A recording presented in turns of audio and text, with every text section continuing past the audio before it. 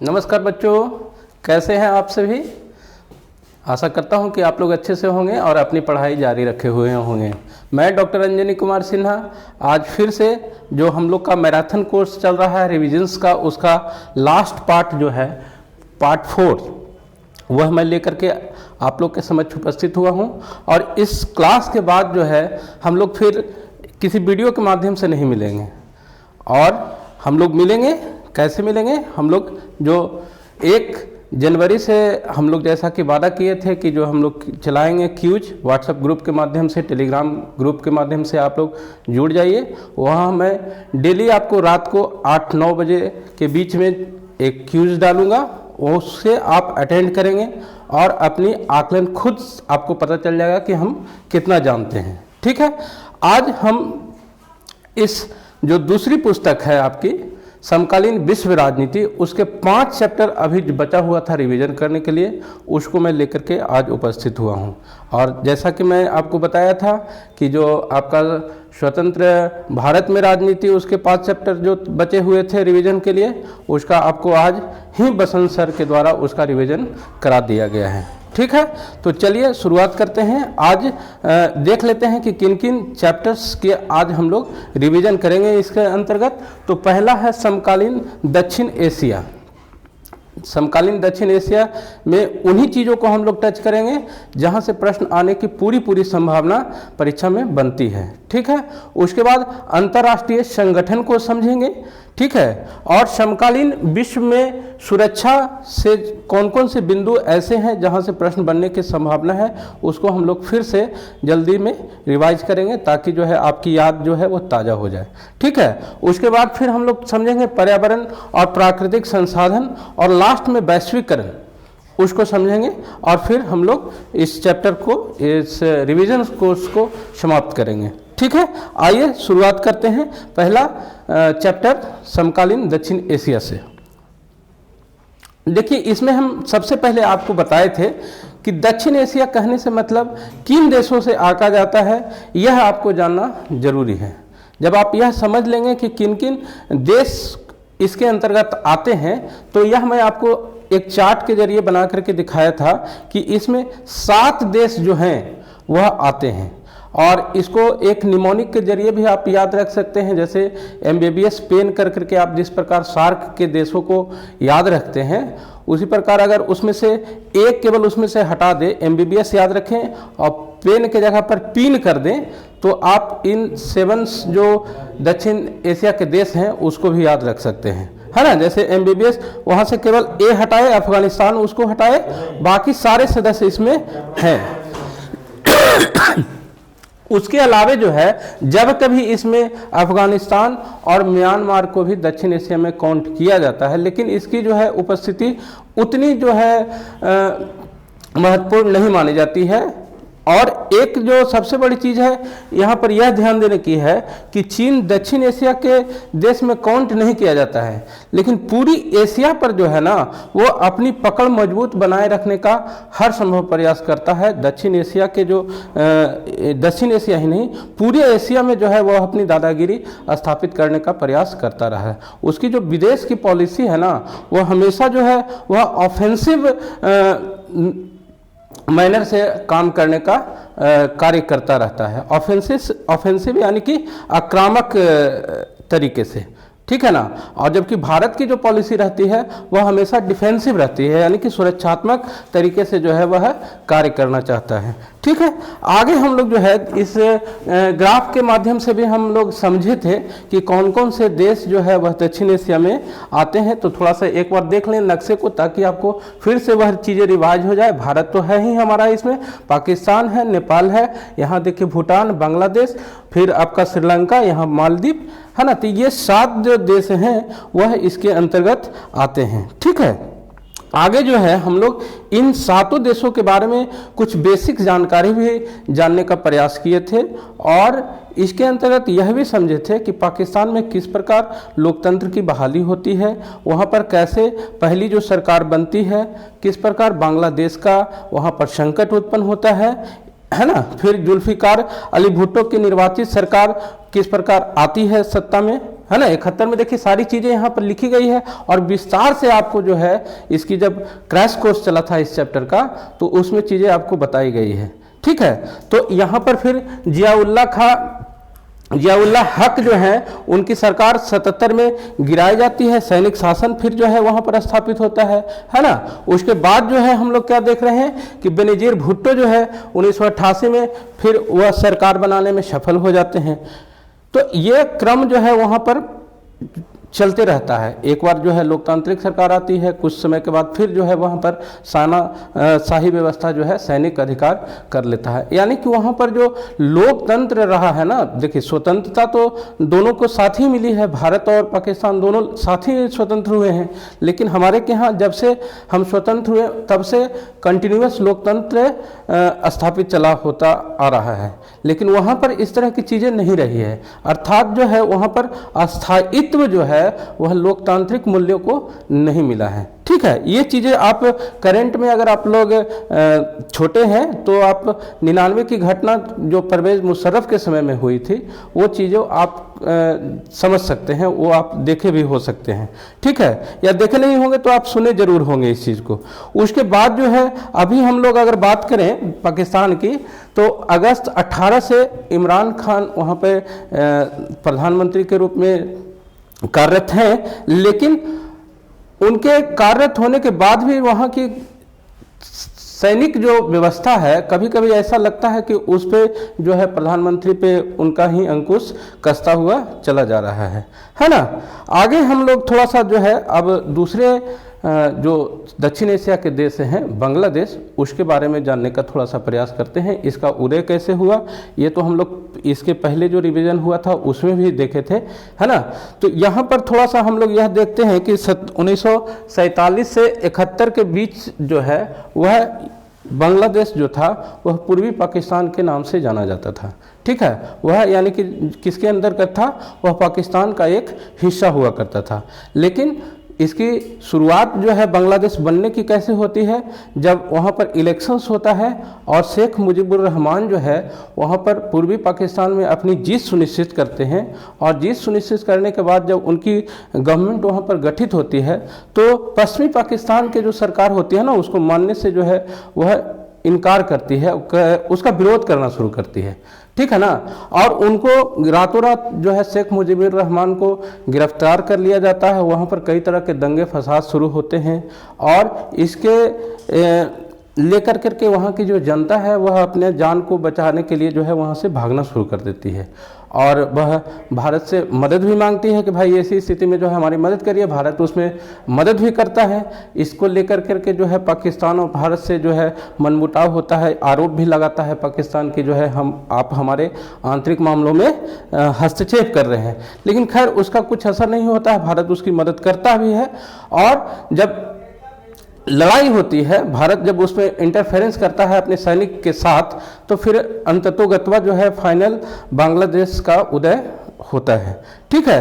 तो ये कुछ बांग्लादेश के बनने की हिस्ट्री हम लोग इसके अंतर्गत पढ़े थे। हालांकि देखिए यहाँ पर सब चीज़ लिखी हुई है, हर चीज़ को मैं यहाँ पर पॉइंट वाइज कर करके फिर से नहीं बताऊंगा, ठीक है। ये रिवीजन चीज़ है और इसमें मैं एक कहानी के माध्यम से आपको सारी चीज़ों को जो है रिकॉल कराने का पूरा प्रयास करूंगा, ताकि जो आप पढ़े हैं पूर्व में या जो वीडियो आप देखे हैं उसको आप फिर से आपके मानस पटल पर वो चीज़ें उग जाए, ठीक है। आगे हम लोग देखते हैं, थोड़ा सा नेपाल की चर्चा कर लेते हैं। नेपाल में जो है यह कहा जाता है कि नेपाल जो है भारत का एक बहुत ही अच्छा मित्र के रूप में जाना जाता है, और यहाँ और भारत ये दोनों के बीच में ऐसी संधि है कि दोनों देशों के नागरिक जो है बिना वीज़ा के ही एक दूसरे में आने जाने की परमिशन होता है। जिस प्रकार हम लोग पढ़े थे यूरोपियन यूनियन में, जब रिवीजन भी किए थे और क्रैश कोर्स में भी हम लोग पढ़े थे कि वहाँ पर एक शेंगन की संधि हुई थी 1985 में। उसके तहत जो है जितने उनमें सदस्य राष्ट्र हैं यूरोपीय संघ के 27 अभी हैं एट प्रेजेंट, तो उनके सभी सदस्य जो है एक दूसरे देशों में आने के लिए उनको स्वतंत्रता रहती है, किसी प्रकार की वीज़ा पासपोर्ट की आवश्यकता नहीं होती है। तो यहाँ पर भी नेपाल में भी जो है ना वहाँ पर लोकतंत्र जो है हमेशा स्थापित नहीं रहा है। वहाँ पर भी कई बार जो है राजशाही को लेकर करके प्रदर्शन हुए हैं। एक बार वहाँ पर जो है आपका राजा की हत्या वगैरह भी करने का, नृशंस हत्या जो हुई है, यह भी हम लोग देखे हैं। 2002 में जो है यहाँ पर संसद भंग कर करके जो है अभी संसद भंग कर करके फिर से नई सरकार जो अभी वहाँ पर चल रही है, वह देखिए हम लोग देखेंगे 13 जुलाई 2021 से शेर बहादुर देववा जो है वहाँ के प्रधानमंत्री के रूप में कार्यरत हैं। ठीक है, आगे जो है वह थोड़ा सा हम लोग श्रीलंका की तरफ चलते हैं, जो भारत के दक्षिण में स्थित एक देश रहा है। उसकी आज़ादी जो है 1948 से बाद वहाँ पर हम लोग यह देखे हैं कि एक लिट्टे नाम का जो संगठन रहा है ना, वहाँ पर बहुत उग्र प्रदर्शन करते रहा है। और उसका कारण यह रहा है कि कुछ वहाँ पर जो सिंहली बहुल जाति जो है वहाँ पे, वह तमिलों को लेकर करके विरोध शुरू करती है कि इन लोगों को यहाँ पर रहने का कोई राइट्स नहीं है, ये बेमतलब के हमारे यहाँ के जो संसाधन है उसका उपभोग कर रहे हैं, इसलिए यहाँ से इसको जो है हटाओ, भगाओ। ठीक है ना, लेकिन ऐसा संभव नहीं हो पाता है। और चूँकि वो लोग जो है तंग किए जा रहे हैं, अल्पसंख्यक मात्रा में तमिल होते हैं वहाँ पे, है ना, तो उनको बहुत सारी परेशानियों का सामना करना पड़ रहा होता है। तो इसी के लेकर के जो है उन्हीं के बीच से एक संगठन बना लेते हैं लोग, जिसको लिट्टे के नाम से जाना जाता है, जिसको लिबरेशंस टाइगर ऑफ तमिल इलम के रूप में पूरा जाना जाता है। तमिल इलम यानी कि तमिलों का एक इलाका जो है उसको लेकर करके यह बात सामने आती है। और वर्तमान में भी यह चीज़ें जो है थोड़ा चल ही रहा है, ऐसा नहीं है कि यह अभी पूरा वहाँ जो है मामला समाधान हो गया है। ठीक है ना, उसके बाद जो है कुछ हम लोग इसी के अंतर्गत पढ़े थे, आपके साप्टा और साफ्टा, जो दक्षिण एशिया में दक्षेस संगठन स्थापित किया गया था। हालांकि अब इसकी औपचारिकता भर ही केवल नाम रह गया है, इससे बहुत ज़्यादा जो है लाभ नहीं उठाया जा रहा है, क्योंकि इसके जो मेंबर्स हैं उनके बीच में ही जो है कोऑर्डिनेशन नहीं रह रहा है, और उसके लेकर के एक दूसरे में जो आयोजन के वक्त में जो है इसको जो है बहिष्कार कर दिया जाता है कि हम नहीं आएंगे, हम नहीं आएंगे। इस तरह से इसकी जो इम्पोर्टेंस जो है ना वह दिन ब दिन जो है वह घटते जा रहा है। ठीक है, और उसका कारण जो रहा है वह कहीं ना कहीं जो है पाकिस्तान का जो संबंध रहा है सभी देशों के साथ, खासकर भारत की अगर हम लोग बात करें तो वह बहुत सकारात्मक नहीं कहा जा सकता, जो भी एक बहुत बड़ा इसके इम्पोर्टेंस में जो है कमी करने का एक कारण है। ठीक है, तो साप्टा हम लोग इसके अंतर्गत एक साप्टा और साफ्टा के लेकर के प्रश्न बनता है कि क्या है ये। तो साप्टा को हम लोग जान लें कि South Asian preferential trade area, trade arrangement. ठीक है, South Asia preferential trade arrangement था। इसके अंतर्गत जो है एक निश्चित क्षेत्र में व्यापार करने की जो है व्यवस्था की गई थी, और यह साइन कब हुआ था? 1993 में जो है साइन हुआ था। 7 कंट्रीज इसमें था उस समय। ठीक है, बाद में इसमें अफगानिस्तान शामिल हुआ, यह हम लोग जानते हैं। ठीक है, उसके बाद जो है 2004 में साफ्टा आया। ठीक है, south Asian free trade area जिसको कहते हैं, वह 2004 में साइन हुआ, और 1/1/2006 से यह लागू हो गया। ठीक है, यह जो व्यवस्था आई वह 20% जो है वह सीमा शुल्क को कम करने से लेकर के आई थी। ठीक है, अब थोड़ा सा इस चैप्टर्स में एक प्रश्न बनने का आपको पूछा जा सकता है कि निम्नलिखित में से कौन सार्क के सदस्य नहीं है, या कौन है। 3 ऑप्शन जो है नहीं वाले भी दिया जा सकता है, 3 ऑप्शन जो सदस्य हैं उसको भी दे करके आपको अलग करने के लिए भी पूछा जा सकता है।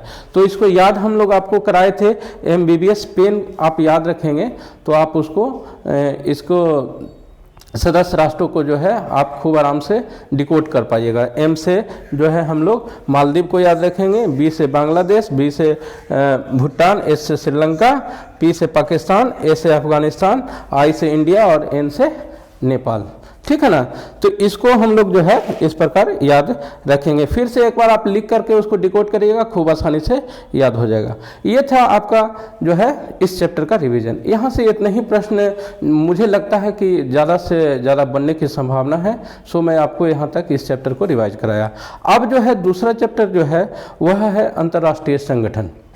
इस चैप्टर को आपको जो बसंत सर हैं उनके द्वारा पढ़ाया गया था, लेकिन रिविजन्स की जिम्मेदारी हमारे ऊपर है। मैं चाहूँगा कि इसको आप और अच्छे से जो है समझें, ताकि जो है इसमें आपको ज़्यादा से ज़्यादा मार्क्स आ सके।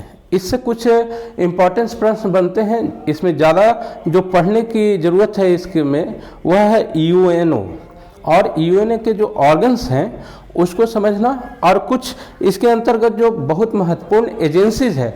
ऐसे तो कहा जाता है कि 14 एजेंसियां जो है वह महत्वपूर्ण मानी जाती है उसके यूएनओ के, और 6 ऑर्गन्स जो हैं वह उसके होते हैं। तो यहाँ हम लोग उनको जानेंगे कि वह कौन कौन से ऑर्गन्स हैं और कैसे वे कार्य करते हैं। जो ज़्यादा जरूरी है उन चीज़ों को मैं यहाँ पर आपको रिवाइज करा देता हूँ। ठीक है, तो इस स्लाइड को देखिए, यह आपके पूर्व की जो क्लास हुई है उसी से मैं यह स्लाइड लेकर के आया हूँ। ठीक है, तो यहाँ पर कुछ चीज़ों को जो है आप फैक्चुअल चीज़ें दी गई है। फैक्चुअल चीज़ें आपको सीधा प्रश्न आपको यहाँ से क्रिएट किया जाएगा कि संयुक्त राष्ट्र संघ के कितने ऑर्गन हैं, दे देगा आपको 3, 4, 5, 6। तो आप जब याद नहीं रखेंगे तो फिर वहाँ पर जो है केवल ब्लैंक हो जाएंगे, कुछ नहीं पता चल पाएगा। तो याद रखेंगे कि यहाँ पर जो है वह 6 ऑर्गन है उसके, और 6 ऑर्गन का जो है आपको नाम याद होना चाहिए। 6 ऑर्गन्स जो हैं उसके नाम याद होने चाहिए, क्योंकि वहाँ से आपके दीर्घ उत्तरीय भी प्रश्न बन सकते हैं कि संयुक्त राष्ट्र संघ की स्थापना क्यों हुई, उसके जो ऑर्गन्स हैं, उसके अंग जो हैं, उसके क्या कार्य हैं, यह प्रश्न बन सकता है। इस तरह के प्रश्न जो है पूर्व के वर्षों में देखे गए हैं। ठीक है ना, तो इसको नाम आप जरूर याद रखेंगे, हम आगे बात करेंगे उसकी। अभी जो है वर्तमान में 193 इसमें सदस्य हैं, और जो पहली बैठक हुई थी इसकी, जब यूएनओ बनना था, तो वह जो बैठक हुई है वह सैन फ्रांसिस्को में हुआ है। कब हुआ है? सैन फ्रांसिस्को में हुआ है। ठीक है, तो इसके जो 6 अंग हैं वह 6 अंग कौन कौन से हैं वह हम लोग थोड़ा सा देख लें। तो पहला जो अंग है वह है महासभा, जिसको यूएन जनरल असेंबली बोला जाता है इंग्लिश में, या शॉर्ट में उसको उनगा भी लोग बोलते हैं। ठीक है, UNGA। ठीक है, और उसके बाद दूसरा जो ऑर्गन्स है उसको हम लोग सिक्योरिटी काउंसिल बोलते हैं, या हिंदी में सुरक्षा परिषद बोला जाता है। ठीक है, उसके बाद तीसरा जो ये उसका अंग है उसको हम लोग इकोसॉक या आर्थिक और सामाजिक परिषद के रूप में जानते हैं। ठीक है, उसके बाद जो चौथा अंग जो है वह उसका आपका सचिवालय है।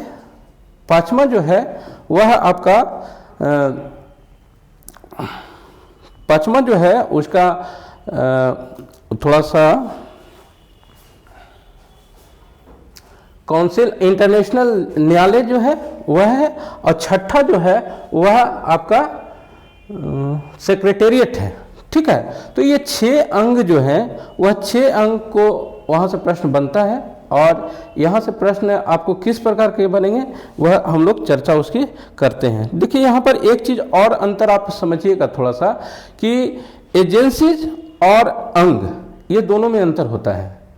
संयुक्त राष्ट्र के अंग जो हैं वह अस्थायी होते हैं, वह उसको से अलग नहीं किए जा सकते हैं। ठीक है ना, लेकिन एजेंसी जो होता है वह संयुक्त राष्ट्र जो है उसको अबला बनाए हुए रहता है, वह उससे अलग हो सकता है भविष्य में। यह चीज़ को जो है दोनों में अंतर होता है। तो एजेंसीज के अंतर्गत भी जो है वह बहुत से इम्पोर्टेंट है। जैसे आपका ILO जो है, इंटरनेशनल लेबर ऑर्गेनाइजेशन जो है, वह सबसे पुरानी एजेंसी के रूप में जानी जाती है, और सबसे नई एजेंसीज के रूप में हम लोग UN वोमेन को जानते हैं। ठीक है, ये 2 चीज़ें आप लोग याद रखेंगे। उसके अलावे जो है हम लोग इसके अंतर्गत WHO के के बारे में पढ़ेंगे, WTO को रिवाइज करेंगे, है ना। उसके बाद जो है यूनिसेफ के बारे में पढ़ेंगे, यूनेस्को को थोड़ा सा हम लोग देखेंगे, जहाँ से प्रश्न ज़्यादा आते हैं। ठीक है, आगे थोड़ा सा हम लोग यह देख लें कि यह इसकी स्थापना के पीछे कारण क्या था। स्थापना के पीछे कारण जो है वह हम लोग जानते हैं कि प्रथम विश्व युद्ध के बाद जो है राष्ट्रसंघ स्थापित हुआ था,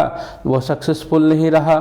उसको स्थापित किया गया था कि ताकि दूसरा बार जो है वह न हो सके, लेकिन दूसरा बार भी हो गया। फिर जो है वह फ्रैंकलिन डी रूजवेल्ट जो थे, उन्होंने इस तरह का नाम सजेस्ट किया है, यह हम लोग जानते हैं। और प्रथम जो विश्व युद्ध के बाद स्थापित हुआ था राष्ट्रसंघ, उसके पीछे वुडरो विल्सन जो रहे हैं, वो भी अमेरिका से ही बिलोंग करते हैं, वहाँ के राष्ट्रपति रहे हैं, यह भी हम लोग पढ़ चुके हैं विभिन्न कक्षाओं में, है ना। तो यहाँ पर द्वितीय विश्व युद्ध के बाद UNO स्थापित किया गया।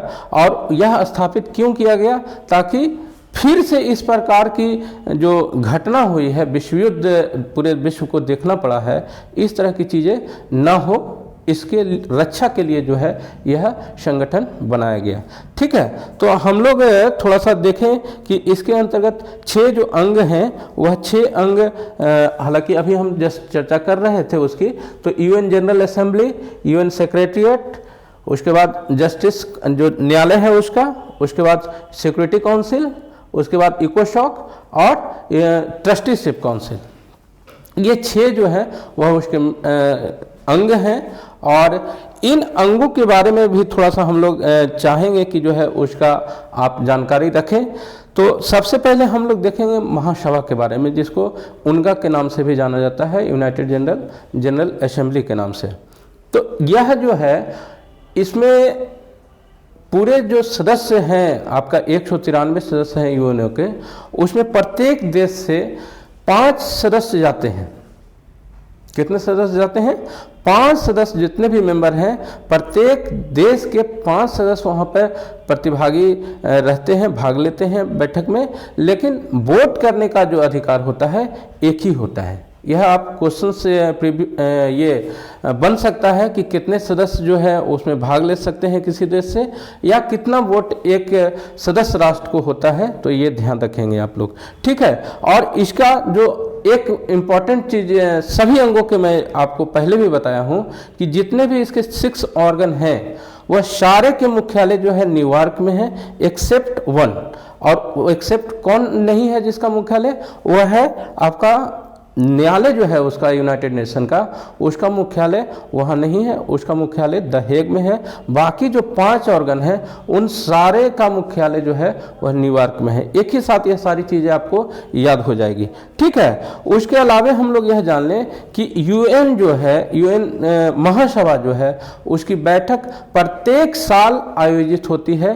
और यह बैठक जो है वह सितंबर के तीसरा जो मंगलवार होता है, यह फिक्स है, तीसरा मंगलवार को यह बैठक आयोजित होती है। यानी कि साल में एक बार इसकी बैठक निश्चित रूप से आयोजित होती है। ठीक है, अब इसका निर्णय जो होता है, यह कहा जाता है कि जैसे हम किसी भी देश में कोई संसद कार्य करती है ना, तो यह विश्व लेवल की एक संसद के रूप में जानी जाती है।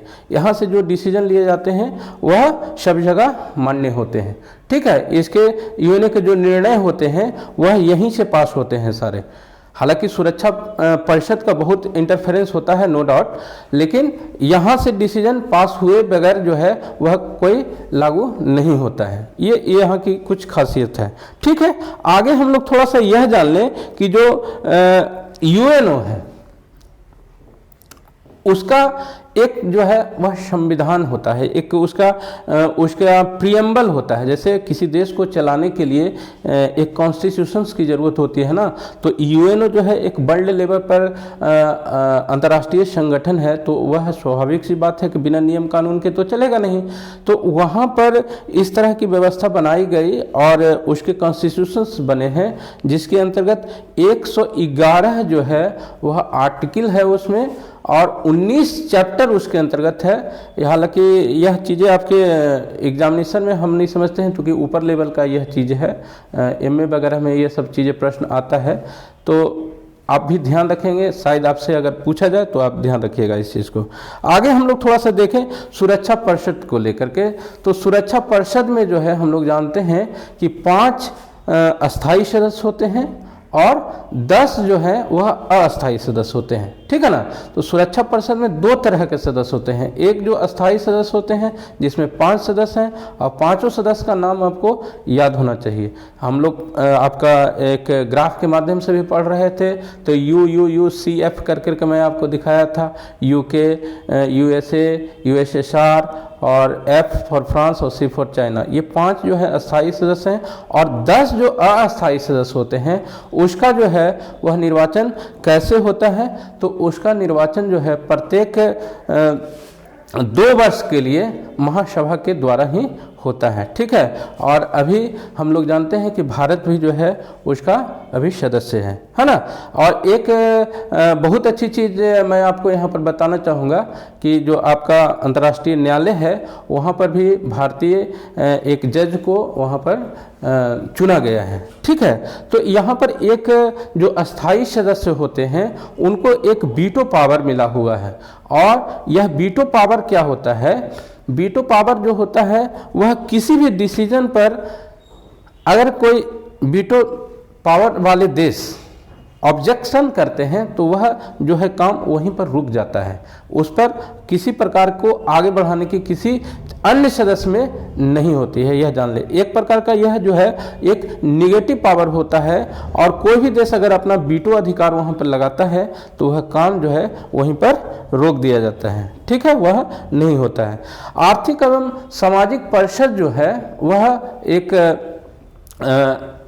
इस तरह का संगठन है जहां पर जो है कुल 54 सदस्य होते हैं। कितने सदस्य होते हैं? कुल 54 सदस्य होते हैं। और यहाँ पर भी जो सदस्य होते हैं वह 1/3 सदस्य यानी कि 18 सदस्य जो है वह प्रत्येक साल में जो है वह आते हैं और फिर जो है दूसरे साल में जो है वह वहाँ पर से रिटायर हो जाते हैं। यानी कि नए जो सदस्य बनते हैं प्रत्येक 1 साल पर 18 सदस्य जो है इसमें आते हैं, ठीक है। तो यहाँ जो इस इको शॉक जिसको इंग्लिश में बोला जाता है शॉर्ट में, तो इसका काम क्या है कि आर्थिक और सामाजिक रूप से जो है वह किसी तरह का झगड़ा या विवाद जो होता है ना उसको समाधान करने का इसका कार्य होता है, ठीक है। आगे थोड़ा सा हम लोग न्यास परिषद को देख लेते हैं। न्यास परिषद हालांकि अब इसका बहुत इंपॉर्टेंस नहीं रहता है, इससे प्रश्न नहीं आते हैं, लेकिन आप चाहें तो इसको आप अपने बेहतर जानकारी के लिए पढ़ सकते हैं। मैं नहीं चाहूँगा कि यहाँ पर आप अपना समय गंवाएं, यहाँ से प्रश्न मैं नहीं समझता हूँ कि आ पाता है इससे, ठीक है। ये जो है अगला स्लाइड जो है अंतर्राष्ट्रीय न्यायालय, यहाँ से प्रश्न बनता है कि अंतर्राष्ट्रीय न्यायालय का मुख्यालय कहाँ है और क्यों बनता है, क्योंकि यह एक ऐसा ऑर्गन्स है यूएन का जो न्यूयॉर्क से अलग जगह में इसका हेडक्वार्टर स्थित है, इस कारण से यहाँ से प्रश्न बनते हैं, ठीक है। और उसके बाद हम लोग और थोड़ा सा देखें तो सचिवालय जो है, सचिवालय इसका एक प्रमुख अंग है। तो प्रमुख अंग सचिवालय क्या करता है, तो यूएनओ का जितना भी कार्यकारी जो वर्क है, जो भी उसके आपके डॉक्यूमेंट्री वर्क होते हैं, उन सारे कार्यों को करने की जिम्मेवारी जो होती है वह सचिवालय के अंतर्गत ही होती है। वहाँ से तो जो आपका महासभा या सुरक्षा परिषद से जो डिसीजन लिए जाते हैं, जो निर्णय लिए जाते हैं, उसको इम्प्लीमेंट कराना या उसके डॉक्यूमेंट्री वर्क को करने का कार्य जो है वह सचिवालय के स्तर पर विभिन्न पदाधिकारियों और सहयोगियों के द्वारा जो है वह किया जाता है। इसका भी मुख्यालय जो है वह न्यूयॉर्क में ही स्थित है, ठीक है। आगे हम लोग देखते हैं थोड़ा सा एक दूसरे इसके संबंधित एजेंसीज जो है वह है WHO, विश्व स्वास्थ्य संगठन। इसका इम्पोर्टेंस इसलिए मैं समझता हूँ क्योंकि अभी हम लोग जिस पैंडेमिक में जी रहे हैं यह बहुत ही चर्चित ऑर्गेनाइजेशन रहा है यूएन का। हालांकि इसके कार्यों पर खुद सवाल उठते रहा है कि यह जो है निष्पक्षतापूर्वक कार्य नहीं कर रही है ना, लेकिन खैर उस पर हम लोग नहीं जाएंगे। और इसके कुछ फैक्चुअल जो चीज़ें हैं, कुछ इससे कार्य जो है उसको हम लोग जान लें कि इसकी स्थापना जो हुई है वह 1948 में हुई है और वर्तमान में जो है इसके 194 सदस्य हैं और 150 देशों में इसके 6 क्षेत्रीय कार्यालय भी जो है वह कार्यरत हैं, ठीक है। और यह करती क्या है, तो यह विश्व के जो स्वास्थ्य को लेकर के जो नीति निर्धारित की जाती है, जो पॉलिसी निर्माण किए जाते हैं, उसको यह निर्धारित करने का कार्य करती है। विश्व को यह चेताने का भी कार्य करती है कि किस चीज़ से जो है वह बचने की आवश्यकता है, कौन सी जो है आवश्यकताएं बनाने की ज़रूरत है। ठीक है, यहाँ पर देखिए कि जो भारत जो है वह कब इसका सदस्य बना, तो 12 जनवरी 1948 को WHO का भारत जो है वह सदस्य बना है। और दक्षिण पूर्वी एशिया का क्षेत्रीय कार्यालय जो है वह भारत के नई दिल्ली में ही स्थित है। तो ये कुछ यहाँ से पॉइंट्स जो हैं वो आप ध्यान रखेंगे। यहाँ से बहुत अगर प्रश्न बन सकता है तो मैं समझता हूँ कि लघु उत्तरीय प्रश्न के रूप में बनेगा, या ऑब्जेक्टिव प्रश्न में पूछा जा सकता है कि WHO की स्थापना कब हुई, या उसका जो है दक्षिण एशिया का WHO का मुख्यालय कहाँ है, ये प्रश्न बन सकते हैं। मुझे लगता है ये इंपॉर्टेंट प्रश्न है। ठीक है, आगे जो है इसके अंतर्गत हम लोग WTO को देख लें, क्योंकि यह भी एक बहुत ही इंपॉर्टेंट ऑर्गेनाइजेशंस के रूप में, एजेंसीज के रूप में यह उभरा है। और इसमें वर्तमान में जो है 164 सदस्य हैं, और इसका लक्ष्य है पूरे विश्व के लिए इस प्रकार की ट्रेड पॉलिसी निर्धारित करना जिससे व्यापार को अधिक से अधिक खुलापन मिले, उसको बढ़ावा मिले। हर देश को इसके अंतर्गत शामिल करने का प्रयास इसलिए किया जाता है ताकि जो है डेवलपमेंट के अवसर हर जगह तक जो है पहुंचाया जा सके। ठीक है, उसके बाद जो है हम लोग ये चीज़ें सारी देखिए यहाँ पर जो है लिखी गई है, ऐसा नहीं है कि जो है अलग से मैं कुछ बात कर रहा हूँ। ठीक है, उसके बाद जो है हम लोग थोड़ा यूनिसेफ के बारे में बात कर लें। तो यूनिसेफ के बारे में हम लोग थोड़ा सा देख लें। यूनाइटेड नेशन चिल्ड्रंस फंड जो है इसको फुल फॉर्म होता है, और दिसंबर 1946 में इसका जो है निर्माण किया गया था। ठीक है, आगे यहाँ पर कुछ और इम्पॉर्टेंट प्रश्न यहाँ से बनने वाले जो है वो हमको दिखता हुआ नहीं नजर आ रहा है। दो चीज़ें यहाँ पर से आप याद रखें कि इसका गठन कब हुआ और यह करता क्या है। तो यह बाल विकास के लिए जो है वह पॉलिसी निर्धारित करता है। यहाँ से दो फैक्ट जो है वो आप याद रखेंगे। ठीक है, आगे हम लोग देखें थोड़ा सा यूनेस्को को। यूनेस्को को आप फुल फॉर्म याद रखेंगे। ठीक है, United Nation Educational Scientific and Cultural Organization. ठीक है, तो इसको आप याद रखेंगे, यह पूछा जा सकता है फुल फॉर्म भी। और इसकी जो कार्य है वह है ऐसे व्यवस्था बनाना, ऐसी शैक्षिक और कल्चरल चीज़ों को जो है आगे लेकर के आना जो अनोखी है, और पूरे विश्व के स्तर पर जो है इसको कुछ नए यूनिक व्यवस्था बनाने का प्रयास करना इसका कार्य है। ठीक है, इसके जो अभी सदस्य हैं, कुल यूनेस्को के सदस्य देशों में 193 सदस्य जो है इसके अंतर्गत है। ठीक है, आगे जो है हम लोग थोड़ा सा इसको में और कुछ तो है पढ़ने के लिए बहुत चीज़, लेकिन यहाँ से कुछ प्रश्न मुझे नहीं लगता है रिवाइज कराने की ज़रूरत है।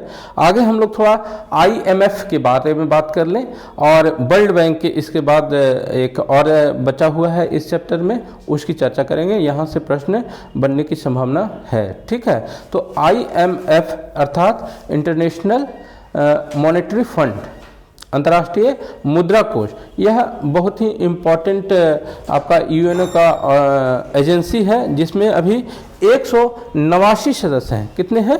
189 सदस्य इसमें हैं। और यह क्या करता है? यह ऋण मुहैया कराने का कार्य करता है। और यह मुहैया कैसे कराता है? तो जितने भी स्ट्रक्चरल कार्य होते हैं, जहाँ पर डेवलपमेंट करने की बात आती है, वहाँ पे यह जो है अस्थाई ऋण जो है प्रदान करने का कार्य करता है। अस्थाई विकास करने का प्रयास भार इसके ऊपर होता है। ठीक है ना।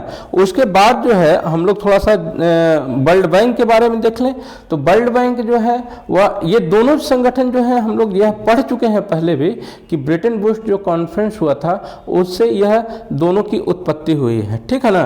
और विश्व बैंक के के अंतर्गत जो है अभी हम लोग यहाँ पर देखिए लिखा हुआ भी है कि पुनर्निर्माण एवं विकास बैंक यानी IDRB जो है उसके जरिए और IDA इन सब के मिलने से जो है वह विश्व बैंक का निर्माण हुआ है। ठीक है, तो यह विश्व बैंक भी जो है वह क्या करती है, यह भी ऋण मुहैया कराती है, यह दोनों तरह के ऋण मुहैया कराती है।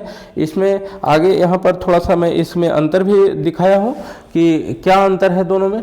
तो विश्व बैंक जो है वह दोनों प्रकार के ऋण मुहैया कराता है, थोड़े छोटे टर्म के लिए भी ऋण देता है और अस्थाई जो विकास के लिए जो होते हैं स्ट्रक्चर डेवलपमेंट के लिए उसके लिए भी ऋण उपलब्ध कराता है। लेकिन IMF जो है वह स्ट्रक्चर डेवलपमेंट के लिए ही जो है वह केवल ऋण मुहैया कराता है। ठीक है, देखिए यहाँ लिखा हुआ है कि 1944 में जो है एक सम्मेलन हुआ था, उसके जरिए ही जो है ये चीज़ें स्थापित हुई थी। ठीक है, तो यहाँ से ये कुछ जो चीज़ें थी कुछ, उसके बाद जो है आपका UNO के महासचिव जो हुए हैं उसके बारे में आपके बुक में दिया हुआ है। जैसे ट्रिगवेली जो है वह पहले महासचिव रहे हैं, है ना। आपके बुत्रत बुसर घाली रहे हैं, बहुत ही इम्पोर्टेंट सचिव रहे हैं। डैम हैमरशोल्ड जो रहे हैं वह बहुत जाने माने रहे हैं, उनका जो है योगदान सूडान में लेकर करके काफ़ी सराहनीय रहा है। उसके बाद घाना के जो राष्ट्रपति मैं कह रहा हूँ, माफ़ करिएगा, महासचिव जो रहे हैं घाना के कोफी अन्नान, उनका भी काफ़ी योगदान रहा है। अभी जो है एंटोनियो गुतरस जो हैं वो अभी प्रेजेंट में हैं, उसके बारे में आप लोग थोड़ा सा ध्यान रखेंगे, वहाँ से प्रश्न बनने की संभावना होती है। ठीक है, आगे हम लोग जो है थोड़ा सा अगले चैप्टर को रिवाइज करते हैं, वह है समकालीन विश्व में सुरक्षा। ठीक है, तो समकालीन विश्व में सुरक्षा जो है वह हम लोग थोड़ा सा यह देख लें कि सुरक्षा कहने से मतलब हम लोग क्या समझते हैं कि कोई खतरा हम पे ऊपर ना हो या किसी चीज़ का अभाव हमारे ऊपर ना हो, है ना। दो तरह के इसके अर्थ को जो है हम लोग समझते हैं, एक तो हम खतरे से बचे रहें और दूसरा जो है हमारे पास जो है कुछ अभाव ना हो। और इन दोनों के बीच में फिर एक बात आती है केंद्रीय मूल्य की। तो केंद्रीय मूल्य जो है हम लोग पढ़े थे पूर्व की कक्षा में, 3 तरह के केंद्रीय मूल्य हम लोग पढ़े थे।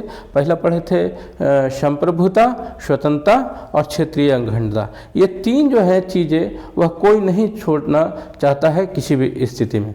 ठीक है ना, संप्रभुता के त्याग करके कोई भी जो है देश अपने संबंध जो है दूसरे देशों से बनाना पसंद नहीं करता है। और स्वतंत्रता भी जो है वह कोई अपना नहीं खोना चाहता है।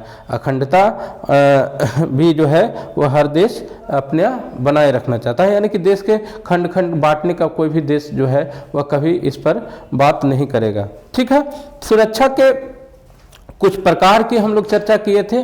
तो 2 प्रकार के हम लोग बात किए थे, एक तो परंपरागत सुरक्षा, दूसरा जो है अपरंपरागत सुरक्षा, है ना। इसके अंतर्गत जो हम लोग बात किए थे कि जो है मानव सुरक्षा और विश्व सुरक्षा। इसके अंतर्गत हम लोग बात किए थे कि बाह्य सुरक्षा और आंतरिक सुरक्षा। ठीक है, उसके अलावे जो है हम लोग बात किए थे कि बाह्य सुरक्षा में जो है वह किन किन तरह के चीज़ जो है वह करने के अवसर मिलते हैं। तो 3 तरह की बात हम लोग किए थे। पहला तो जो है वह आत्मसमर्पण करना, जब युद्ध की स्थिति होती है, युद्ध होने लगता है, आक्रमण कोई करता है तो क्या स्थिति होती है, या तो जो है आप उसके समक्ष जो है समर्पण कर दें, पहला काम जो सबसे आसान है। दूसरा है कि जो है आप युद्ध ना हो उसके पहले ही उसको आप रोक दें, जैसे ही युद्ध की आशंका लगे तो उसको पहले ही जो है उस पर कार्रवाई करके रोक देना, उसको अपरोध कहा जाता है। और तीसरी जो स्थिति होती है कि जब कोई आप पर आक्रमण कर दे तो उसका जो है आप रक्षा कर सकें। ठीक है, 3 तरह की चीज़ें जो हैं वह इसके अंतर्गत कार्य करती है आक्रमण के दरमियान। ठीक है, उसके बाद जो है हम लोग कुछ सुरक्षा के उपायों के बारे में जाने थे, जिसके अंतर्गत शक्ति संतुलन, सैन्य गठबंधन, है ना, उसके अलावा निशस्त्रीकरण, न्याय युद्ध, ये सब बारे में हम लोग चर्चा किए थे। शक्ति संतुलन में हम लोग क्या देखे थे कि जो है प्रत्येक देश जो होता है एक दूसरे देश से चाहता है कि हम ज़्यादा शक्ति संपन्न बने, उसके लिए जो है वह सैन्य हथियार ज़्यादा से ज़्यादा खरीदता है या ज़्यादा से ज़्यादा बनाता है ताकि जो है उसको से हम पावरफुल रहें। सैन्य गठबंधन इसलिए बनाता है ताकि जो है हम दूसरे देश जो है हम पर हमला करने से पहले सोचे कि वह जो है, जैसे नाटो का अगर कोई सदस्य होता था तो यह सोचता था कि जो है अगर हम पर कोई हमला करेगा तो यूएसए उसके साथ होगा। तो सैन्य गठबंधन बना करके आदमी अपने पावर को जो है मजबूत करता है। निशस्त्रीकरण जो है वह क्या है? निशस्त्रीकरण कहने का मतलब जो है शस्त्र को जो है उपयोग कम करना, उसको बनाना कम, उसको रखना कम, माने किसी भी तरह से जो है वह शस्त्र को जो है उपयोग इस्तेमाल कम से कम पर लाना। ठीक है, ये कुछ तरह की चीज़ें थी जिसमें परंपरागत सुरक्षा के उपाय शामिल थे। ठीक है, आगे हम लोग थोड़ा सा देख लें कि जो है बाहरी खतरे की आशंका को लेकर करके भी कई तरह की चीज़ें सुरक्षा से बनी हुई रहती है ना। जैसे आपका अमेरिका और सोवियत संघ इस तरह के जो संगठन द्वितीय विश्व युद्ध के बाद दो ऐसे महाशक्ति के रूप में उभरे थे जिससे लेकर करके बहुत से नव स्वतंत्र राष्ट्र जो थे उनको हमेशा डर बना हुआ रहता था। यह बना हुआ रहता था कि हम अगर किसी ग्रुप में शामिल होते हैं तो ऐसा ना हो कि हमारी संप्रभुता जो है वह फिर से जो है वह चली जाए। इस तरह की चीज़ें रहती थी। और ख़ासकर हम लोग यह देखे थे कि जो अफ्रीका और एशिया महादेश के जो देश रहे थे, जो आपका 1950 के दशक में लगभग आज़ादी प्राप्त किए थे, उनके समक्ष इस तरह की चीज़ें ज़्यादा थी, जिसमें भारत भी अपना एक देश इसी तरह का था, जिसने इसी कारण से आपकी एक नई विदेश नीति लाया था जिसको हम लोग गुटनिरपेक्ष आंदोलन के रूप में जानते हैं, इंग्लिश में जिसको हम लोग नॉन अलाइनमेंट मूवमेंट के जानते हैं, जिसको शॉर्ट में NAM या NAM भी बोला जाता है। ठीक है, तो ये चीज़ें इसके अंतर्गत हम लोग देखे हैं। कुछ आपका निशस्त्रीकरण संधियाँ इसके अंतर्गत हम लोग पढ़े थे, जैसे आपका बायोलॉजिकल वेपन्स कन्वेंशन 1972 में हुआ है। ये फैक्चुअल चीज़ें हैं, यह सीधा सीधा प्रश्न MCQ में बन सकता है कि बायोलॉजिकल वेपन्स कन्वेंशन कब हुआ, है ना। यहाँ से देश तो मैं नहीं समझता हूँ कि आपसे पूछा जाए कि कितने देशों के द्वारा यह साइन किया गया, लेकिन यह प्रश्न बन सकता है कि कब हुआ है। तो ये फैक्चुअल चीज़ें हैं, इसको याद रखेंगे। और फिर उसी प्रकार रासायनिक कन्वेंशन जो हुआ है वह 1992 में हुआ है। ये डेट आप एक बार जरूर पढ़ के जाएंगे परीक्षा से पहले। ठीक है, NPT बहुत ही इंपॉर्टेंट प्रश्न है, यह कई बार परीक्षा में आ चुका है। तो NPT को हम लोग पिछले क्लास में भी रिवाइज किए हैं, मैं फिर से यहाँ पर रिवाइज नहीं कराऊंगा, है ना। एंटी बैलिस्टिक मिसाइल ABM संधि को जो है आप याद रखेंगे, 72 में ये भी हुआ है। और अभी जस्ट 72 में एक और संधि हम लोग पढ़े थे, वो आप देखिएगा, है ना, बायोलॉजिकल मिसाइल था।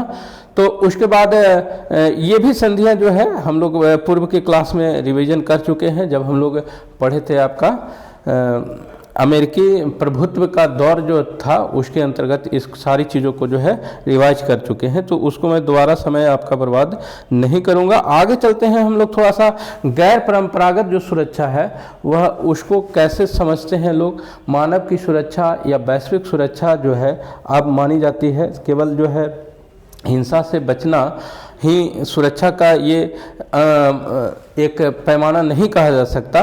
सुरक्षित होने का अर्थ जो है वह अब एक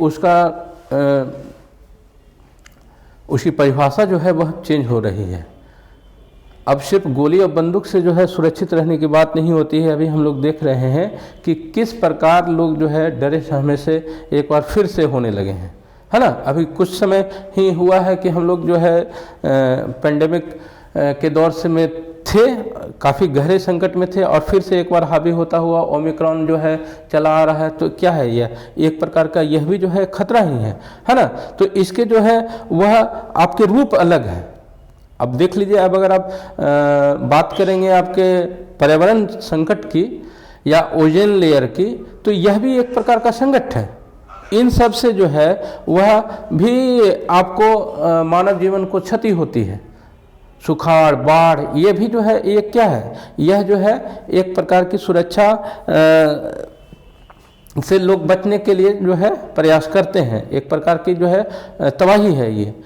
तो यह अब इसका रूप बदल रहा है, और इससे भी जो है वह मानव चाहता है कि हम बचे। तो वैश्विक खतरे जो है इस तरह के जो चीज़ जो किसी एक देश या एक क्षेत्र विशेष से केवल जुड़ी हुई ना हो, उसको हम लोग कहेंगे कि वैश्विक सुरक्षा के अंतर्गत उसको रखेंगे। जैसे पर्यावरण संबंधी कोई भी अगर क्षति हो रही है तो वह किसी एक देश विशेष के लिए, एक क्षेत्र के लिए नहीं होती है, वह किसी भी देश में पहुंच सकता है। जैसे आपका अगर वायु खराब हो जा रहा है या पानी खराब हो जा रहा है तो वह ऐसा नहीं है कि जो है केवल जो है इंडिया के आपका जो बाउंड्री है उसी के अंतर्गत तक हवा रहेगा, है ना। वह तो दूसरी जगह भी ऑटोमेटिकली चला जाता है, उसके लिए कोई किसी दीवार खड़ा करने की ज़रूरत नहीं होती है। और उसके अलावा जो है अब कई प्रकार की अन्य जो है वह समस्याएं भी हम लोग देख रहे हैं, आतंकवाद वगैरह है, निर्धनता है, असमानता है, इसी तरह की समस्याएं दिन ब दिन बढ़ती जा रही है। उससे भी सुरक्षा करने की बात जो लोग समझते हैं। एक ग्लोबल वार्मिंग की समस्या हो रही है, महामारियां फैल रही है, एड्स वगैरह भी जो है, हालांकि इस पर तो बहुत कंट्रोल हुआ है लेकिन फिर भी अभी बहुत कार्य किए जाने की ज़रूरत है। तो ये सब कुछ चीज़ें इसके अंतर्गत पढ़नी थी जो ज़्यादा इम्पोर्टेंट हमको लगता है कि जहाँ से प्रश्न बन सकते हैं। उसके अलावा मानवाधिकार से संबंधित कुछ चीज़ें आप लोग पढ़ लीजिएगा कि राजनीतिक अधिकार जो है वह क्या है, आर्थिक और सामाजिक अधिकार क्या है, उपनिवेशीकृत जनता का और जो मूलवासी जो हम लोग पढ़े थे उनको कौन कौन से राइट्स हैं, वह किस प्रकार जो है वह अपने अधिकार प्राप्त करते हैं, इन सब के बारे में भी जानकारी एक बार रिवाइज करके आप जाएंगे। उसके अलावे जो है हम लोग यह देखे थे कि संयुक्त राष्ट्र संघ का एक घोषणा पत्र होता है जो यह जारी करता है कि कौन कौन से बेसिक राइट्स एक ही ह्यूमन को प्राप्त होने चाहिए। यहाँ से भी प्रश्न बनने की संभावना होती है, तो यह भी आप याद कर करके जाएंगे। उसके अलावा हम लोग इस चैप्टर्स में पढ़े थे कि भारत जो है वह सुरक्षा संबंधी कौन कौन सी रणनीतियाँ अपना रहा है, कौन कौन सी पॉलिसी जो है वह कार्य कर रहा है। तो वह अपनी सैन्य क्षमता बढ़ाने में या विदेशों से मजबूत संबंध बनाने में अभी जो करेंट गवर्नमेंट जो है वह एक अच्छी छवि जो है पूरे विश्व में कायम करने में सफल रही है, जिसका परिणाम है कि विश्व के पटल पे भारत की हर जगह जो है सराहना हो रही है, उसके प्रधान की भी सराहना हो रही है ना। तो यह अच्छी चीज़ें हैं, इसका लाभ आने वाले समय में मिलेगा, ऐसी हम लोग आशा कर सकते हैं। ठीक है, उसके बाद जो है हम लोग नेक्स्ट जो टॉपिक आज रिवाइज करेंगे वह है पर्यावरण और प्राकृतिक संसाधन का।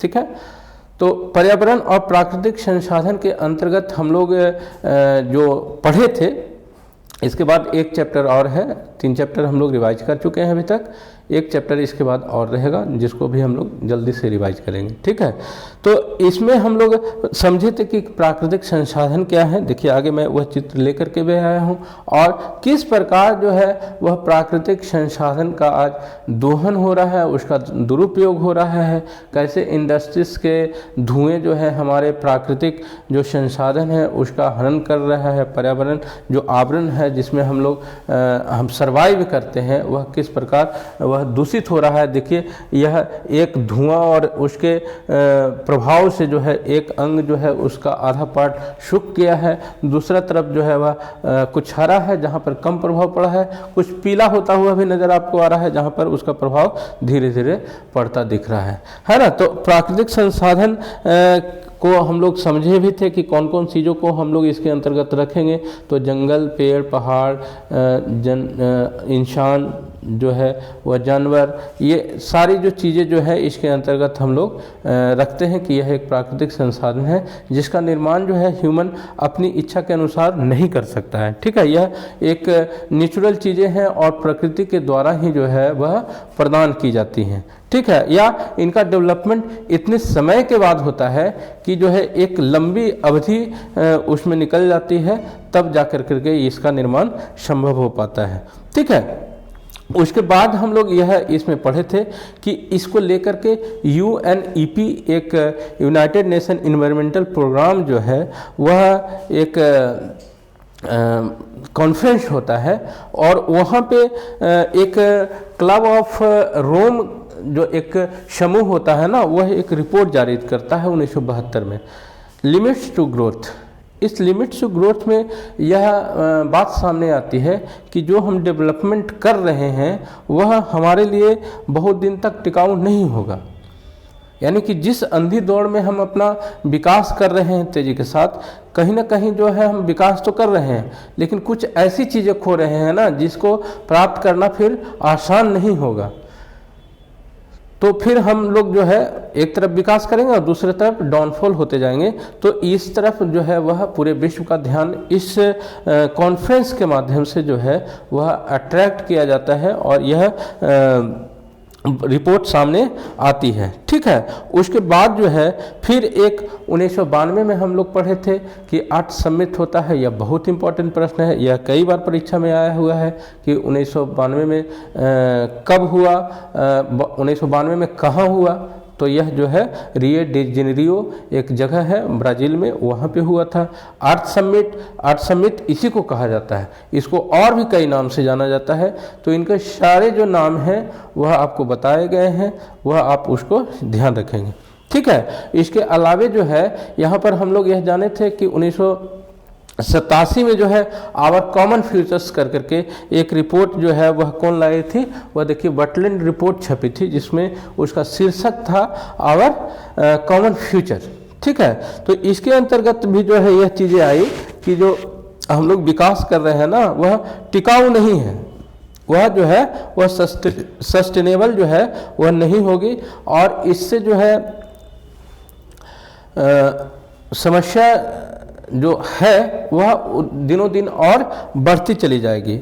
ठीक है, तो यहाँ पर दो तरह के लोगों के बीच में जो है वह बात सामने आती है। एक तो डेवलपमेंट जो कर रहे देश होते हैं वो, और एक जो डेवलप्ड देश होते हैं वो यहाँ पर एक निर्धारित होता है कि जो भाई जितना ज़्यादा नुकसान किया है पर्यावरण को वह उस प्रकार से अपना योगदान करे उसको सही करने में, और जो योगदान जो बर्बाद नहीं किए हैं वो अपना कम योगदान दे। ठीक है, तो इस तरह की चर्चा यहाँ पर होती है। इसको एक और नाम से जाना जाता है, एजेंडा 21 के नाम से भी जाना जाता है। एजेंडा 21 कहने का मतलब होता है कि इसके अंतर्गत 2021 से संबंधित जो चीज़ें निर्धारित की जाती हैं उससे बात आती है इसके अंतर्गत। ठीक है, तो यहाँ पर इसकी चिंता क्यों की बात की गई है, तो पर्यावरण की अगर चिंता हम ना करेंगे तो क्या आपको लगता है कि जो है हम लोग या कोई भी इंसान या कोई भी जीव जंतु सुरक्षित रह पाएगा? क्या शुद्ध हवा के लिए जो है मशीनों पर निर्भर रहा जा सकता है? पानी तो चलिए आदमी बहुत हद तक खरीद के पी लेता है, आरओ का यूज कर लेता है, जहाँ जाता है पानी लेके जाता है, लेकिन ये प्यूरीफायर जो एयर प्यूरीफायर जो है वह कहाँ कहाँ आदमी लेके जाता रहेगा और कितने लोग लेके जाते रहेंगे? तो यह संभव नहीं है। बड़े बड़े लोग तो कुछ हद तक चलिए कर भी ले सकते हैं, लेकिन क्या यह एक देश की समस्या है? नहीं, ऐसा नहीं है कि जहाँ पर इंडस्ट्रीज है वहाँ से निकलने वाले धुएं जो हैं उसी राष्ट्र को प्रभावित करते हैं या वहीं के लोगों के जो इन्वायरमेंट है उसको केवल करते हैं, वह सबके लिए जो है वह घातक होते हैं। इसलिए ये इस तरह के जो समस्याएं हैं इस पर कहा जाता है कि यह वैश्विक समस्या है, पूरे विश्व की समस्या है। और वो कहते हैं ना कि जो सबका काम हो जाता है वह किसी का काम नहीं होता, जो सबका काम हो जाता है वह किसी का काम नहीं रहता। जिसके ऊपर सबकी जिम्मेदारी होती है वो किसी की जिम्मेदारी नहीं होती, वो काम जो है ठीक से नहीं हो पाता है।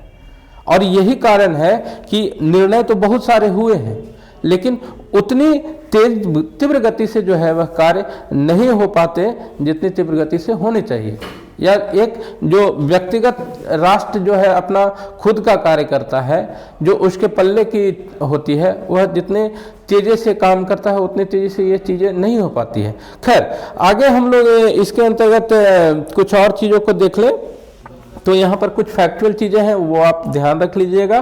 जैसे मॉन्ट्रियल प्रोटोकॉल बहुत ही इम्पोर्टेंट लगता है, जो आपका ओजोन लेयर से संबंधित चीज़ है, इसको आप याद रखेंगे कि 1987 में जो है वह आया था। ठीक है, आगे जो है हम लोग थोड़ा सा देख लें साझी परंतु अलग अलग जिम्मेदारियां, यह क्या आता है जी?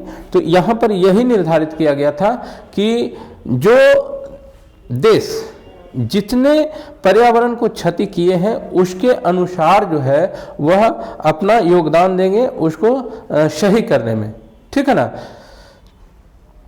तो इसी को जो है वह कहा जाता है साझी, एक साथ करेंगे, एक साथ सुरक्षा करेंगे, लेकिन सबकी जिम्मेदारी जो है वह एक नहीं होगी, सबकी जिम्मेदारी उसके योगदान के अनुसार होगी, वह कितना जो है उसमें ये किया है उसके अनुसार उसको जो है जिम्मेदारी दी जाएगी। यही था ये जिन रियो के अंतर्गत यह निर्धारित हुआ था, ठीक है। उसके बाद हम लोग इसके अंतर्गत एक और इम्पोर्टेंट जो प्रश्न बनता है वह क्योटो प्रोटोकॉल जो है वह, उसके पहले एक और चीज़ है 1992 का जो है UNFCCC जो क्लाइमेट कन्वेंशन पे एक कन्वेंशन हुआ था, उसको भी आप लोग याद रखेंगे, उसका फुल फॉर्म पूछा जा सकता है UNFCCC, ठीक है ना। तो यह 1992 में हुआ है और क्योटो प्रोटोकॉल जो है वह 97 में हुआ है। तो ये दोनों जो है वह इम्पॉर्टेंट है। यह क्योटो प्रोटोकॉल का देखिए एक ग्राफ के जरिए भी यहाँ पर लगा करके आपको बताया गया था कि किन किन चीज़ों में जो है यह क्योटो प्रोटोकॉल कार्य करता है, और ग्लोबल वार्मिंग से संबंधित जो चीज़ें हैं उसको में ग्रीन हाउस गैसेस का उत्सर्जन को कम करने के लिए जो है ना यह क्योटो प्रोटोकॉल साइन किया गया था, ठीक है। आगे थोड़ा सा हम लोग देख लें कि भारत जो है अभी तक इस तरह के मुद्दों पर किन किन तरह के कार्य जो है वह किया है। तो 2002 में जो है भारत क्योटो प्रोटोकॉल पर साइन करता है और उसका अनुमोदन करता है, ठीक है। उसके अलावे जो है 2005 में ग्रुप 8 की बैठक में भी भारत जो है इस तरह की ध्यान पूरे विश्व को दिलाता है कि जो है इस तरह के समाधान किए जाने की ज़रूरत है, ठीक है। आगे यहाँ पर कुछ डाटा लिखा हुआ है, ये सब फैक्चुअल चीज़ें हैं। यहाँ से प्रश्न बन सकता है कि नेशनल ऑटो फ्यूल पॉलिसी जो है भारत कब लेकर के आया, ऊर्जा अधिनियम जो है कब लेकर के आया, है ना, बिजली अधिनियम भारत में कब आया। ये सारे प्रश्न जो है बहुत इंपॉर्टेंट तो मैं नहीं कहूँगा, लेकिन MCQ रूप में आपको मिल सकता है, ठीक है। तो जितना अगर संभव हो याद करके रहेंगे तो ज़्यादा अच्छा रहेगा, नहीं भी याद होता तो मैं समझता हूँ कि बहुत इंपॉर्टेंट यहाँ पर यह नहीं है, ठीक है। एक चीज़ यहाँ पर और समझिएगा, यहाँ से आपको प्रश्न लघु उत्तरीय और दीर्घ उत्तरीय यह दोनों प्रश्नों में शामिल हो सकता है कि संसाधनों की भू राजनीति से आप क्या समझते हैं, यह प्रश्न बन सकता है, ठीक है। तो इसके अंतर्गत हम लोग पढ़े थे कि आप याद करिए कि जितने भी संसाधन हैं विश्व में उस पर वह डेवलप्ड कंट्री जो है वह चाहता है कि हमारा अधिक से अधिक अधिकार हो, और इसी कारण से हम लोग जो तीसरा चैप्टर था आपका अमेरिकी प्रभुत्व वाला, उसमें भी हम लोग देखे थे कि कई ऑपरेशन फ्रीडम जो है वह यूएसए के द्वारा जो है वह इराक में या अफगानिस्तान में कई तरह के ऑपरेशन चलाया गया। क्यों? उसके पीछे यही कारण थे कि जितने भी वहाँ पर संसाधन है, जैसे इराक जो है वह तेल के लिए बहुत फेमस है, अफगानिस्तान जो है वहाँ पर भी इस तरह की चीज़ें हैं, है ना। तो वह जो है वहाँ के प्राकृतिक जो संसाधन है उन पर जो है वह अपना अधिकार स्थापित करना चाहता है। तो जितने भी ये डेवलप्ड कंट्री है ना उनकी निगाहें जो है वह प्राकृतिक जो संसाधन होती है उसको अपने वश में करने की होती है, और इसके लिए जो है वह उस अमुक देश की सरकार को जो है पहले से वह फंड उपलब्ध कराता है, फिर उसको अपने पक्ष में लेता है और उसमें पक्ष में लेकर करके जो है उस प्रकार की नीति पॉलिसी निर्धारित करता है जिससे उसका फायदा हो, फिर धीरे धीरे कर करके जो है उसको अपने चंगुल में जो है वह पूरी तरह फंसा लेता है। जरूरत पड़ता है तो बल प्रयोग कर करके उसको फिर वह परेशान भी करने का कार्य करता है। तो ये जो चीज़ें हैं वह भू राजनीति है संसाधनों को लेकर के, ये चीज़ें जो है आप समझिएगा, यहाँ से आपको लिखने के लिए परीक्षा में प्रश्न बन सकते हैं। उसके बाद जो है कुछ मूलवासी की बात किए थे। मूलवासी कौन होते हैं? तो जो आपका 1982 में इससे संबंधित संयुक्त राष्ट्र संघ ने एक परिभाषा भी दिया था कि ऐसे लोग जो किसी मौजूदा देश में बहुत दिनों से रहते चले आ रहे हैं वो मूलवासी हैं, ठीक है।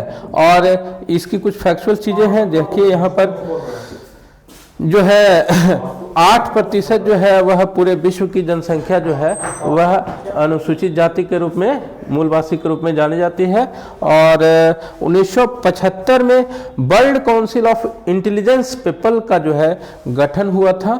इससे संबंधित ही वह चीज़ें हैं, इंडिजिनस पीपल, जिसको मूलवासी हिंदी में कहा जाता है, उसके लिए भी एक ऑर्गेनाइजेशन गठन हुआ है। वह कब गठन हुआ है?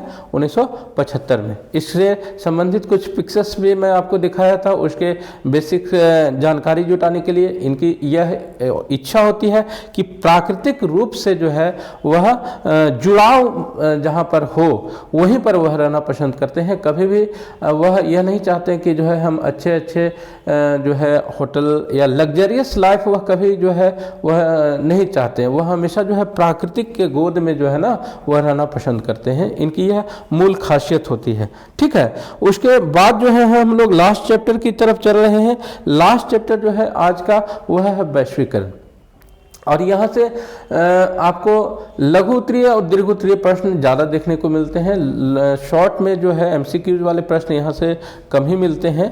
तो यहाँ पर आप वैश्वीकरण को समझ लें, इस चित्र के माध्यम से देखें और गौर करें कि यहाँ पर क्या आपका विश्व जो है वह एक जो सामान्य मैप होता है, एक राजनीतिक मैप जिसको कहते हैं, और एक पॉलिटिकल मैप, पॉलिटिकल राजनीतिक एक ही हो गया, एक आपका ज्योग्राफिकल जो मैप होता है वह उसी तरह का दिख रहा है या और किसी तरह का दिख रहा है? तो मैप तो है वही, लेकिन यहाँ पर कुछ भिन्न भिन्न कंपनियों के नाम जो है आपको दिखने को मिल रहे होंगे। तो वैश्वीकरण कहने का मतलब क्या है कि इसमें देखिए एक जो मूल शब्द है वो विश्व है। विश्व को एक कर देना ही वैश्वीकरण है। जितना भी पूरा विश्व है उसको एक में बांध देना, एक जगह ला करके खड़ा कर देना, एक संबंध डेवलप कर देना ही जो है वह वैश्वीकरण है। ठीक है, और इसके अंतर्गत क्या ऐसा नहीं है कि यह जो है वह नई चीज़ है, आज की चीज़ है। यह बहुत ज़माने से जो है हम लोग इसको देखते आ रहे हैं, सुनते आ रहे हैं कि जो है वहाँ की चीज़ें जो है यहाँ आई। जैसे हम लोग पढ़े हैं कि आपका पहले आपका कोलंबस वगैरह जो है जब निकलते थे जहाज़ से खोज में, तो वह कई दिनों महीनों तक जो है वह समुद्र का चक्कर लगाए रहते थे, है ना। और वह फिर जाना कहाँ है, चले कहाँ जाते थे, आते थे तो अपने साथ कुछ लेकर के आते थे, जाते थे तो जहाँ से जाते थे वहाँ की कुछ अच्छी चीज़ें लेके जाते थे। तो कहीं ना कहीं जो है हम लोग यह देखे हैं शुरू में ही कि आना जाना लोगों का जो है वह लगा रहता था। ऐसा नहीं है कि जो नहीं लगा रहता था, लेकिन हाँ एक जो चीज़ थी, पहले आने जाने में जो है वह काफ़ी समय लगा करता था, कोई संचार के माध्यम नहीं हुआ करते थे। आज जो है उसमें काफ़ी इजाफा हुआ है। टेक्नोलॉजी, इंडस्ट्री, उद्योग इतने ज़्यादा लगे हैं कि हम चुटकी बजाते ही दूसरे देशों में जो है अपना संपर्क स्थापित कर लेते हैं। लेकिन कुछ समय पहले तक यह शायद संभव नहीं था। आज जो है कहीं पर का बना हुआ चीज़ जो है वह कहीं पर भी यूज किया जा रहा है, और पहले इस तरह की चीज़ें नहीं हुआ करती थी। पहले जो है अगर भारत की बनी हुई चीज़ है तो वह भारत के बाज़ार में ही बिका करती थी। लेकिन जब दूसरे देशों के लोग आना शुरू किए और वह अपनी चीज़ों को यहाँ पर बेचना शुरू किए, तो लोगों को यह सोचना में शुरू हुआ कि इस तरह की चीज़ें भी की जा सकती हैं। लेकिन यह कार्य जो है वह सबके लिए संभव नहीं था, क्योंकि पश्चिम के देश जो थे ना वह वहाँ पर डेवलपमेंट जो है वह पहले हो गया, और डेवलपमेंट के पीछे जो है बहुत सारे कारण थे। वहाँ पर जो है कई सारी ऐसी खोजें हुई जो अन्य देशों में जो है वह नहीं हो सका, है ना। तो उसको लेकर के वहाँ पर उद्योग कारखाने लगे। भारत जो है या और अफ्रीकी या एशियाई देश जो है वह कई लंबे समय तक गुलाम रहे, तो वह अपना विकास क्या, वह अपने डिसीजन तो खुद कर ही नहीं सकते थे, तो अपना डेवलपमेंट कैसे करते। तो ये चीज़ें हम क्या देख रहे हैं कि यहाँ पे पूरा विश्व जो है वह एक कंपनी और प्रचार प्रसार के लिए जो है वह किस प्रकार उद्योग यहाँ लगाता है और उसका सप्लाई जो है वह दूसरे देशों में खूब आसानी से कर सकता है। दूसरी चित्र जो है वह पूर्व की जो क्लास हुई है उसी से सारे लिया गया है, कुछ उसके स्लाइड अलग हो सकते हैं, अन्यथा सारी चीज़ें जो है वहीं से हैं, ठीक है ना। तो यहाँ आप देखिए कि किस प्रकार एक ऑस्ट्रेलिया में बैठा हुआ व्यक्ति जो है कैसे यहाँ पर आपका यूएसए में संपर्क स्थापित कर रहा है ना। यहाँ देखिए जो है फिर किस प्रकार जो है आपका यहाँ से बैठा हुआ व्यक्ति जो है खूब आसानी से जो है अफ्रीका की तरफ जो है वह टच करता हुआ दिख रहा है। तो ग्लोबलाइजेशन, वैश्वीकरण जो है वह पूरे विश्व को जोड़ने का कार्य करता है और जोड़ने के लिए जो है वह हम लोग यहाँ पर हालांकि कुछ आपके उसके शाब्दिक अर्थ को बताया गया है, बहुत इंपॉर्टेंस उसकी मैं नहीं समझता हूँ, वो सारी चीज़ आप जानते होंगे। हम लोग चलते हैं दूसरे चैप्टर को, इस चीज़ को समझते हैं कि वैश्वीकरण में जो है वह क्या होता है। देखिए यहाँ पर विचार, पूंजी, वस्तु और लोगों का क्या होता है, प्रवाह होता है। ये चार चीज़ को आप पकड़ के चलिएगा, क्या, विचार, पूंजी, वस्तु और लोग, पीपल, ये चार चीजों का जो है वह निश्चित रूप से प्रवाह होता है, यानी कि वह कहीं जाएगा आएगा जाएगा आएगा, तभी जो है वह वैश्वीकरण माना जाता है। पहले भी ये चीजें होती थी, ऐसा नहीं है कि पहले नहीं होती थी, लेकिन अब पहले होती थी तो आज हो रही है, तो फिर यह नई कैसे हो गई। नई इस मायने में है कि पहले की जो चीजें थी ना वह बहुत धीमे हुआ करती थी, उसमें इतना समय लगता था कि जो है लोग उसको ध्यान नहीं रख पाते थे, उसका विकास जो है वह बहुत शिथिल था, बहुत धीरे धीरे हुआ करता था। होती थी ऐसी चीजें हैं कि नहीं है कि नहीं होती थी, होती थी, लेकिन आज जो है उसकी गति जो है वह तीव्र हो गई है। और तीव्र होने के पीछे कारण क्या है कि यहाँ की प्रौद्योगिकी, तकनीक जो है वह काफ़ी प्रगति कर गई है और पूरे विश्व के जो लोग हैं वह इंटरकनेक्टेड हो गए हैं, जुट गए हैं एक दूसरे से, ठीक है। ये चीज़ें जो है इसके परिणाम हैं।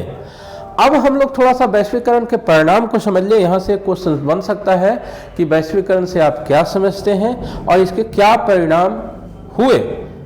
तो यहाँ पर दोनों तरह के परिणाम हो सकते हैं, एक आर्थिक भी एक आपका सकारात्मक परिणाम भी है और एक नकारात्मक परिणाम भी हो सकता है, ठीक है।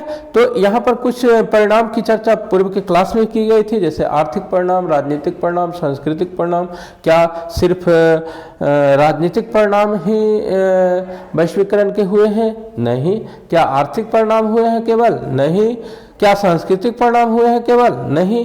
तो सब इसके अलावा भी और कई जो है चीजें जो है जिसकी चर्चा छूट जाती है, उस पर भी वैश्वीकरण का प्रभाव जो है वह निश्चित रूप से पड़ता है। तो राजनीतिक परिणाम में हम लोग यह देखते हैं कि पूरे विश्व के देश जो हैं वह एक दूसरे से तो पहले वह जुटने का कार्य करते हैं। इसके अलावा जो है गवर्नमेंट जो है वह पीपल्स जो उसके नागरिक होते हैं उस पर अपने कंट्रोल जो है वह कम करती है, लोगों को डेवलप करने का उसको अवसर ज़्यादा मिलता है। यानी कि पहले जो एक होता था कि नियंत्रण राज्य का होता था अपने नागरिकों पे, उस तरह का नियंत्रण अब लोगों पर नहीं होता है। उनको अब केवल सुरक्षा की दृष्टि से जो है उनको नियंत्रित किया जाता है, अदरवाइज जो है उनको अपने इंडिपेंडेंस होती है। इसके अलावा जो है वह पूरे विश्व के देश जो है वह एक रिलेशन डेवलप करने में, एक ऑर्गेनाइजेशंस बनाने में, है ना, इस तरह की चीज़ों को करने में भी जो है वह वैश्वीकरण उसमें सहायक होता है, ठीक है। उसके अलावा जो है हम लोग थोड़ा सा आर्थिक परिणाम की चर्चा कर लें। तो आर्थिक परिणाम नो डाउट यह बहुत ही इम्पोर्टेंट है कि वैश्वीकरण ने आर्थिक जगत को खूब प्रभावित किया है। कैसे जो है एक देश का कच्चा पदार्थ जो है वह दूसरे देश में जाता है, वहाँ उसको जो है निर्माण किया जाता है उस कच्चे पदार्थ से, और उस निर्मित वस्तु को दूसरे बाजार में जो है वह बेचा जाता है, ठीक है। तो इस पूरी प्रक्रिया में जो है कई लोग जो है वह कार्य करते हैं। एक खेत के मजदूर से एक कारखाने के कारीगर या लेबर जिसको कह लीजिए, वह जुड़ा हुआ रहता है। और इन सारे लोगों का जो है वह परिवार, उसका समाज, वह सब वैश्वीकरण से प्रभावित होता है। तो यहाँ पर हम कुछ नेगेटिव चीज़ों की बात करें तो एक वैसे देशों की लोगों की बात सुनने में आती है कि वैश्वीकरण ने जो है वह इतना कंपटीशन पैदा कर दिया है कि जो छोटे लोग होते हैं, जिसके पास पूंजी का अभाव होता है, उनको डेवलप करने का जो है अवसर नहीं मिलता। वह उससे अपना ये कंपटीशन नहीं कर पाते। इसके कारण जो है वो अपना रोजगार बंद कर देते हैं या कहीं ना कहीं पीछे पड़ जाते हैं। तो खैर कुछ चीज़ों की इस तरह की बात हो सकती है, नो डाउट। जिस प्रकार सिक्के के दो पहलू होते हैं, हेड और टेल, तो वैश्वीकरण के निश्चित रूप से निगेटिव भी प्रभाव रहे हैं, इसमें कहीं कोई शक नहीं है। यहाँ पर जो ज़्यादा डेवलप्ड जो देश होते हैं वह चूँकि उनके पास फंड ज़्यादा होता है ना, तो वो इस तरह के कार्य करने में ज़्यादा सफल हो पाते हैं। वह अच्छे से अच्छे रोजगार लगा पाने में सफल हो पाते हैं, अपना उद्योग लगा पाने में सफल हो पाते हैं, किफ़ायती जो चीज़ें उपलब्ध करा पाने में सफल हो पाते हैं। तो उनका कंपटीशन जो है छोटे लोगों के बस में उतना नहीं हो पाता है, यह सही भी है।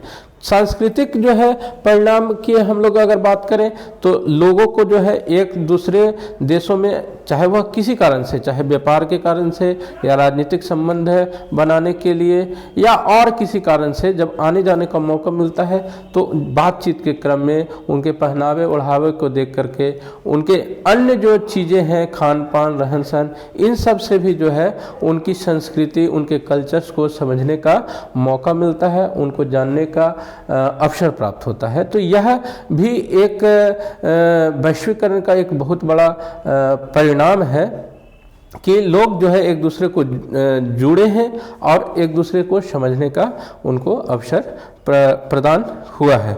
तो ये कुछ बेसिक्स परिणाम रहे हैं। भारत की अगर हम लोग बात करें, भारत में वैश्वीकरण की बात करें तो हम लोग पढ़े थे, कई बार इस चीज़ की चर्चा की है कि 1991 में 3 तरह की पॉलिसी जो है इंडियन गवर्नमेंट जो है वह लेकर के आती है, जिसको हम लोग शॉर्ट में LPG करके याद किए हुए हैं ना, लिबरलाइजेशन, प्राइवेटाइजेशन और ग्लोबलाइजेशन। जी किस लिए स्टैंड करता है?